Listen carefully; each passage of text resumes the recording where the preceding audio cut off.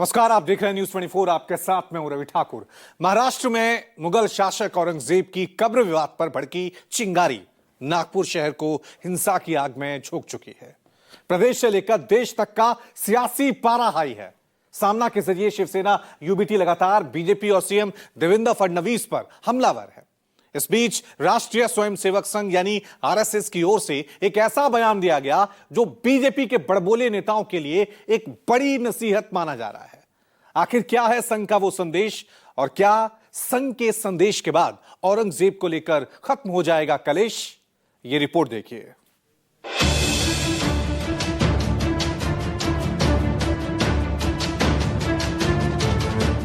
छावा या चित्रपटाने छत्रपती संभाजी महाराजांचा खरा इतिहास आपल्या समोर आणला, पण त्यानंतर राज्यामध्ये लोकांच्या भावना देखील खूप मोठ्या प्रमाणात त्या ठिकाणी एक प्रकारे प्रज्वलित झालेल्या आहेत। औरंगजेबाबद्दलचा जो काही राग आहे तो रागही खूप मोठ्या प्रमाणात त्या ठिकाणी बाहेर येतोय।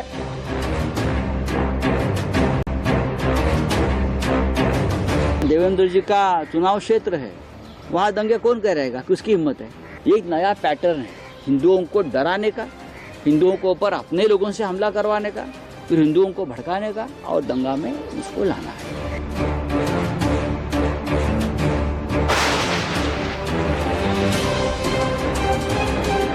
कुदाल, फावड़ा और छावा कब्र विवाद पर बड़ा दावा।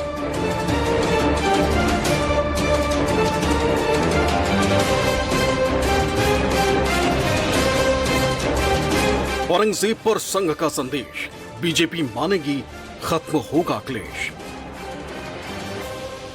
किसी भी आक्रांता को महिमा मंडन नहीं करना चाहिए। आक्रांता का महिमा मंडन का मतलब देशद्रोह। Is Aurangzeb relevant today? Do you think the tomb should be moved? I think not relevant. आक्रांता का सियासी तलस्म, कब तक लड़ेंगे हिंदू मुस्लिम?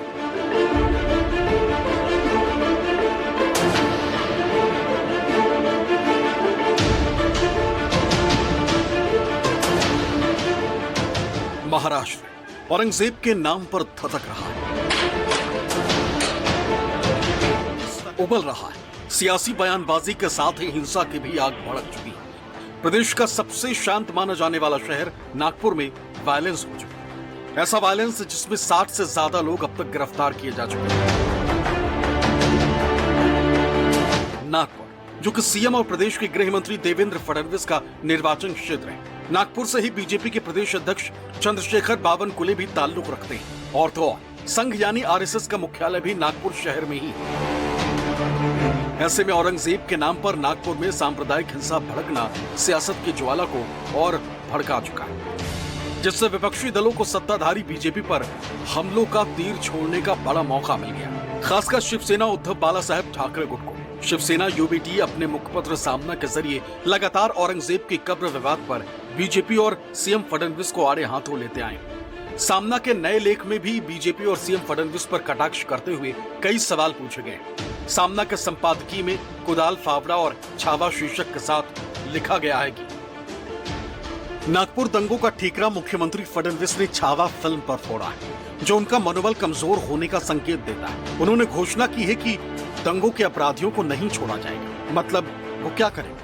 छावा फिल्म के निर्माता, निर्देशक और औरंगजेब की भूमिका निभाने वाले कलाकार के खिलाफ मुकदमा दर्ज करेंगे क्या? क्योंकि छावा फिल्म की वजह से दंगे हुए। अब इस छावा फिल्म के खास शो मुख्यमंत्री ने ही आयोजित किए थे। बीजेपी और संघ परिवार की ओर से भी छावा का प्रचार किया गया था। छत्रपति संभाजी महाराज ने धर्म के लिए बलिदान दिया, पर औरंगजेब के सामने झुके नहीं। ये इतिहास महाराष्ट्र को पता है। जहाँ छत्रपति संभाजी की हत्या हुई, वहाँ स्मारक है, इस पर ग्रंथ, पुस्तकें, उपन्यास है। लेकिन उन्हें पढ़कर दंगे भड़के और लोग कुदाल, फावड़ा लेकर औरंगजेब की कब्र खोदने निकल पड़े। संघ के श्री गोलवलकर गुरुजी और वीर सावरकर ने अपने लेखन में संभाजी राजा के बारे में अच्छा नहीं बताया, फिर भी लोगों ने दंगे नहीं किए। तो फिर एक फिल्म देखकर लोगों ने दंगे क्यों किए? दरअसल अभी 2 दिन पहले ही 18 मार्च को विधानसभा में सीएम फडणवीस ने ये कहा था कि छावा फिल्म देखकर लोगों की भावना काफी भड़की और औरंगजेब के प्रति लोगों का गुस्सा बड़े पैमाने पर बाहर आया।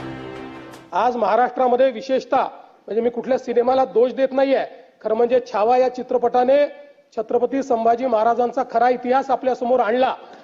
पण त्यानंतर राज्यामध्ये लोकांच्या भावना देखील खूप मोठ्या प्रमाणात त्या ठिकाणी एक प्रकारे प्रज्वलित झालेल्या आहेत.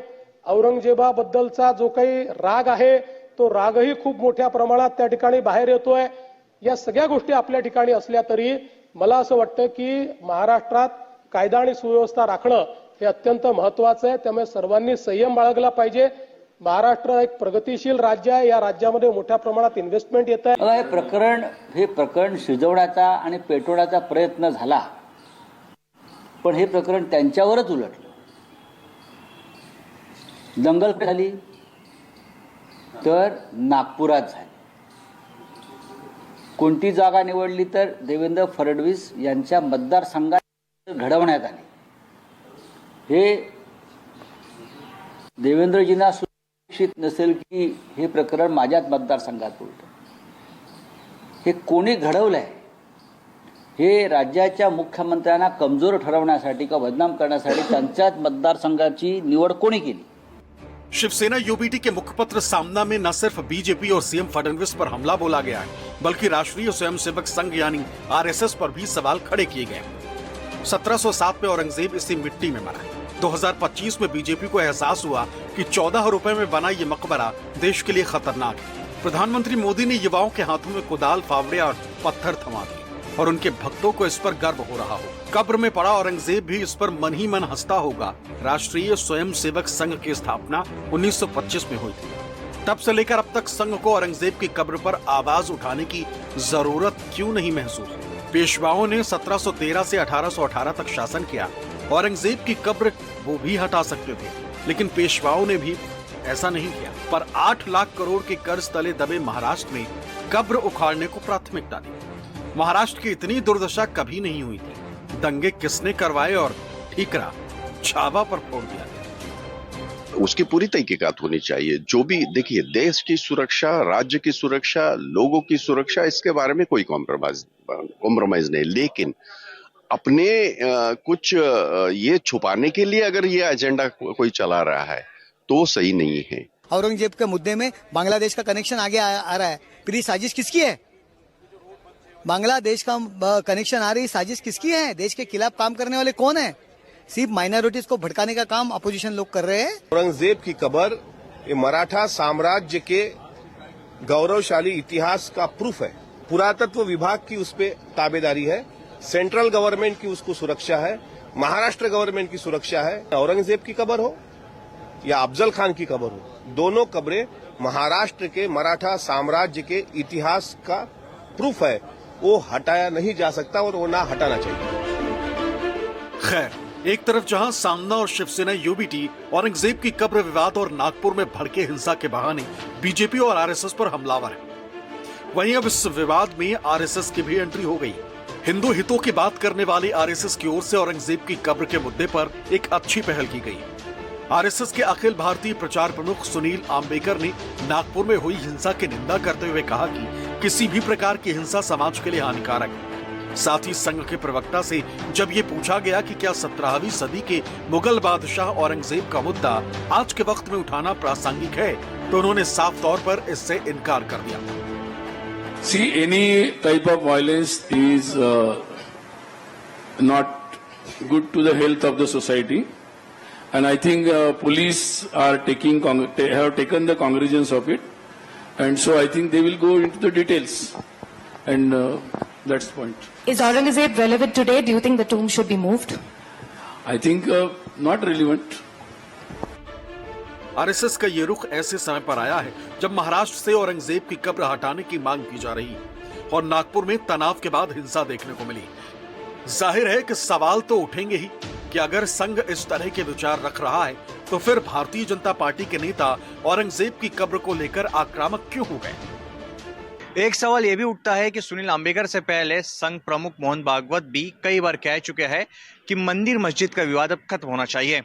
हर मस्जिद के नीचे दबे मंदिरों की खोज अब बंद होनी चाहिए. लेकिन कई बार संघ प्रमुख के इस बयान के बाद भी इस तरीके के विवादों में कोई कमी नहीं आ रही. इसका एक अर्थ यह भी निकाला जा रहा है कि संघ केवल सुझाव दे रहा है और उसे मानने या ना मानने की मर्जी बीजेपी पर छोड़ रखी है। हालांकि औरंगजेब के कब्र विवाद पर आरएसएस के बयान का शिवसेना यूबीटी के अध्यक्ष उद्धव ठाकरे ने समर्थन करते हुए बीजेपी और उनके अनुषंगिक हिंदू संगठनों पर करारा तंज भी कसा है। आज पहिल्या प्रथम मी आरएसएसला धन्यवाद देऊ इच्छितो, कारण त्यांनी औरंगजेबाच्या थडग्याचा विषय ज्यांनी काढला होता त्यांनाच त्या थडग्यामध्ये गाडलं। आपण आता जे काय चालले राज्यात त्याच्यावरती न बोलता या जुन्या कुठल्या तरी गोष्टींवरती बोलत राहायचं, त्याच्यावरनं दंगली घडवायच्या, ह्याचा सगळ्यांना आता कंटाळा आलेला आहे आणि म्हणून मी आरएसएसला मुद्दामून धन्यवाद देतोय। बता दें कि महाराष्ट्र के संभाजीनगर यानी पहले के औरंगाबाद जिला मुख्यालय से 25 किलोमीटर दूर खुलदाबाद में मुगल बादशाह औरंगजेब की कब्र है। बताया जाता है कि मुगल शासक औरंगजेब की मौत 1707 ईस्वी में अहिल्यानगर यानी तत्कालीन अहमदनगर में हुई, लेकिन उसके शव को खुलदाबाद में लाकर दफनाया गया था। ऐसे में अब औरंगजेब की कब्र के मुद्दे पर बीजेपी नेता आरएसएस का कहा मानेंगे ही, इसमें संदेह है, क्योंकि आरएसएस एक सांस्कृतिक संगठन है। संघ और बीजेपी के बीच बहुत से मामलों में मतभेद भी रहा, मगर संघ ने शायद ही कभी बीजेपी पर किसी बात को मानने के लिए दबाव बनाया हो। इस मामले में भी कुछ ऐसा ही है। संघ चाहे कुछ भी कह ले, लेकिन महाराष्ट्र से लेकर यूपी तक बीजेपी नेताओं को तो छोड़ दीजिए, खुद सरकार के मुखिया यानी मुख्यमंत्री तक ये कह रहे हैं कि देश में हिंदुओं के सबसे बड़े दुश्मन और मुगल आक्रांता औरंगजेब का किसी भी सूरत में महिमा मंडन नहीं होना चाहिए, और जो ऐसा करता है वो देशद्रोह के बराबर है। आज यातनं एक संदेश निश्चितपणे जातो आहे की या देशामध्ये महिमा मंडन होईल तर ते छत्रपती शिवरायांच्या मंदिराचं होईल, औरंगजेबाच्या कबरीचं होणार नाही, हे देखील या निमित्ताने लक्षात घेतलं पाहिजे। पण एक वचन तुम्हाला निश्चितपणे देतो, काहीही झालं तरी या महाराष्ट्रामध्ये औरंगजेबाच्या कबरीचं महिमा मंडन होऊ देणार नाही, त्याचं उदात्तीकरण होऊ देणार नाही। त्याचं उदात्तीकरण करण्याचा कोणी प्रयत्न केला तर तो प्रयत्न त्याच ठिकाणी चिरडून टाकण्याचं काम या आम्ही केल्याशिवाय राहणार नाही, हे वचन छत्रपती शिवरायांच्या या मंदिराच्या समोर आपल्या सर्वांना मी देतो। किसी भी आक्रांता को महिमा मंडन नहीं करना चाहिए। आक्रांता का महिमा मंडन का मतलब देशद्रोह की नींव को पुख्ता करना, और स्वतंत्र भारत ऐसे किसी देशद्रोही को स्वीकार नहीं कर सकता है जो भारत के महापुरुषों को अपमानित करता हो, उन आक्रांताओं का महिमा मंडन करता हो, जिन आक्रांताओं ने भारत की सनातन संस्कृति को रौंदने का कार्य किया था, बहन बेटियों की इज्जत पर हाथ डालने का काम किया था, हमारी आस्था पर प्रहार किया था, उसे आज का ये नया भारत स्वीकार करने को कतई तैयार नहीं है। दरअसल महाराष्ट्र से लेकर यूपी तक औरंगजेब को लेकर हालिया जो विवाद छिड़ा है, उसकी जड़ में महाराष्ट्र के मानखुर्द शिवाजी नगर से अखिलेश यादव के समाजवादी पार्टी से विधायक अबू आजमी के उस बयान को माना जा रहा है, जिसमें उन्होंने औरंगजेब की तारीफ की थी। गलत दृष्टि दिखाई जा रही है। औरंगजेब रहमतुल्लाह अलैह ने बहुत सारी मंदिरें बनवाई हैं, और आप बनारस में जाकर देखेंगे एक बच्ची, पंडित की बच्ची को जब उनका ही एक सिपाही सालार उसके साथ शादी करना चाहता था, उन्होंने उस सिपाही सालार को 2 हाथियों के बीच पैर बांध कर मार दिया, और उन पंडितों ने उनके लिए एक मस्जिद बना के दिया वहाँ पर। क्या बात करते हैं, ये गलत दृष्टि। तो आप औरंगजेब को क्रूर शासक नहीं मानते हैं? नहीं, मैं नहीं मानता। औरंगजेब क्रूर शासक नहीं? बिल्कुल नहीं, मैं बिल्कुल क्रूर शासक नहीं मानता। हालांकि बाद में अबू आजमी ने अपना ये बयान वापस लेते हुए माफी भी मांग ली थी, लेकिन उसके बावजूद औरंगजेब की कब्र का मसला ठंडा नहीं पड़ा है। अबू आजमी के मुगल शासक औरंगजेब की तारीफ के बाद हिंदू संगठनों की ओर से औरंगजेब की कब्र हटाने को लेकर धरना प्रदर्शन और कार सेवा तक की चेतावनी दे दी गई। 15 दिन, 20 दिन, 25 दिन जब सब हिंदू समाज में जागरण हो रहा है, तो सरकार उसकी जनमानस की आस्था रखे और पूरे नियमों के अनुसार वो कब्र वहां से हटा दे, ये हमारी मांग रहेगी। संपूर्ण देश इस बात को लेकर उद्विग्न है कि आखिरकार स्वाधीन भारत में भी ये पराधीनता के चिन्ह कब तक जिंदा रहेंगे। माननीय प्रधानमंत्री ने भी लाल किले की प्राचीर से कहा था कि हमें जो पराधीनता के जो चिन्ह हैं, यह जो पराधीनतापूर्ण मानसिकता है, उसको त्यागना होगा। ऐसी पराधीनता के जो प्रतीकों को समाप्त करना होगा। महाराष्ट्र सरकार को निवेदन है कि महाराष्ट्र में औरंगजेब की कोई जरूरत नहीं है, उसकी कब्र तुरंत ध्वस्त की जाए, उद्ध्वस्त की जाए। वह एक क्रूर शासक था, हिंसक था, समाज विघातक था और सभी हिंदुओं को उन्होंने बहुत ही त्रस्त किया है। हमारे संभाजी महाराज जी को उन्होंने बहुत दर्द दिया है। अलग अलग हिंदू संगठनों और उनके नेताओं के औरंगजेब की कब्र को लेकर दिए इन बयानों के अगले ही दिन 17 मार्च की रात नागपुर में दंगा भड़क गया, जिससे प्रदेश सरकार को काफी फजीहत झेलनी पड़ी। कुल मिलाकर देखें तो महाराष्ट्र में पिछले कुछ दिनों से मुगल शासक औरंगजेब को लेकर जो सियासी चिंगारी भड़की थी वो आखिरकार विकराल रूप धारण कर चुकी है। Bureau report, news 24।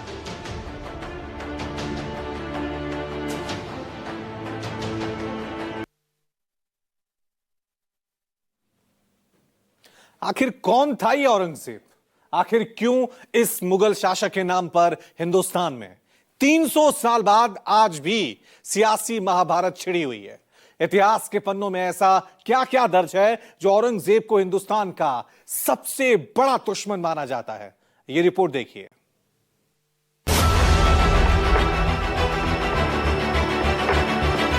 आमतौर पर औरंगजेब को क्रूर और अत्याचारी शासक माना जाता है। हिंदुओं और सिखों को प्रताड़ित करने के चलते कई ऐतिहासिक किताबों में उसको आतताई के रूप में दिखाया गया। ऐसे में अब जरा ये भी जान लीजिए कि आखिर ये औरंगजेब था कौन। औरंगजेब एक ऐसा मुगल बादशाह था जो हमेशा विवादों में रहा है। औरंगजेब का पूरा नाम मुहिउद्दीन मोहम्मद था, लेकिन उसे आलमगीर या औरंगजेब के नाम से पुकारा जाता था। औरंगजेब मुगल साम्राज्य का छठा और अकबर के बाद सबसे शक्तिशाली और प्रभावशाली बादशाह था।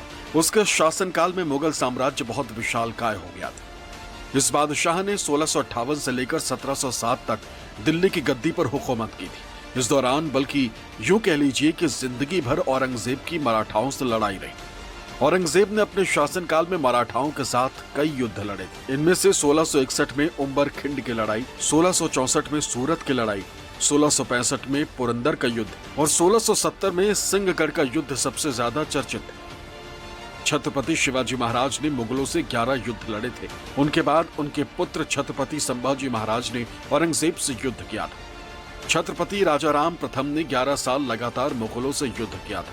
छत्रपति शिवाजी द्वितीय संरक्षिका महारानी ताराबाई ने 7 साल तक युद्ध किया था। साल 1680 में छत्रपति शिवाजी महाराज की मृत्यु के बाद से लेकर 1707 में औरंगजेब की मृत्यु तक मुगल साम्राज्य और मराठा साम्राज्य में संघर्ष चलता रहा।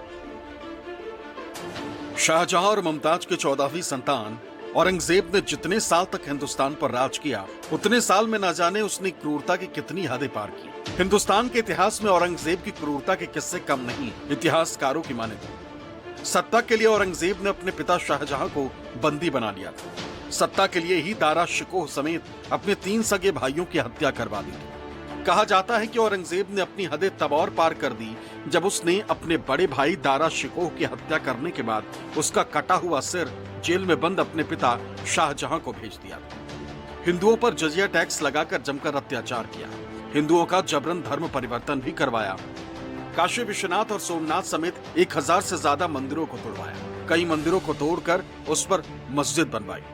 संत रामदास और दूसरे हिंदू संतों के साथ भी अत्याचार किया गया। इतिहासकार ये भी मानते हैं कि औरंगजेब अपनी जिंदगी के 50 साल भारत से इस्लाम के सिवा सभी धर्मों के खात्मे की कोशिश में खपा दिया। 24 नवंबर 1675 को सिखों के 9वें गुरु तेग बहादुर का सिर कलम करना भी इसी का हिस्सा था। इसके बाद 11 मार्च 1689 को छत्रपति शिवाजी महाराज के बड़े बेटे संभाजी महाराज को बेहद ही क्रूरता के साथ फांसी पर चढ़ाकर उनकी जान ले ली थी। यही वजह है कि औरंगजेब मुगलों के इतिहास का एक ऐसा बादशाह था जिससे सबसे ज्यादा लोगों ने नफरत की। इस मुगल बादशाह को भारतीयों ने कभी स्वीकार नहीं किया, मगर बावजूद इसके हिंदुस्तान की सियासत में औरंगजेब आज भी जिंदा है। औरंगजेब को मरे 315 साल से ज्यादा हो चुके हैं, लेकिन उसको लेकर देश के हर कोने में वक्त बेवक्त सियासत होती रहती है। लेकिन सियासत से इतर इतिहासकार औरंगजेब को क्या मानता है, ये भी समझिए। औरंगजेब हमारे इतिहास का नायक नहीं है। जो भी लोग औरंगजेब के पक्ष में तथ्य दे रहे हैं वो एक निरर्थक प्रयास है। औरंगजेब हमारे इतिहास का नायक इसलिए नहीं था कि उसने हजारों मंदिर तोड़े। इतिहासकारों ने उन मंदिरों का विस्तार से विश्लेषण किया है। एक विदेशी इतिहासकार ने भी उनके बारे में कहा कि उसने 80 से ज्यादा बड़े मंदिर तोड़े, जिसमें काशी विश्वनाथ का मंदिर है या केशवराय मंदिर है। दक्षिण में भी जाकर उसने हम्पी में और दक्खन जो उस समय था वहां पर सैकड़ों मंदिर तोड़े। औरंगजेब ने जिजिया कर लगाया। वो जो टूरिस्ट जाते थे अपने दर्शनों के लिए तीर्थ स्थानों पर, वहां पर भी टैक्स लगाया। तो औरंगजेब का पूरा इतिहास जो है वो एक धर्म के प्रति द्वेष से ग्रस्त है। बहरहाल औरंगजेब भले ही इतिहास का मुद्दा है, लेकिन हिंदुस्तान में ये दशकों से सियासत का केंद्र रहा और आगे भी देश के सियासी पार्टियों के एजेंडे में औरंगजेब एक बड़ा मुद्दा बनता रहेगा। इसकी भी पूरी गारंटी मानी जा सकती है। Bureau report, news 24।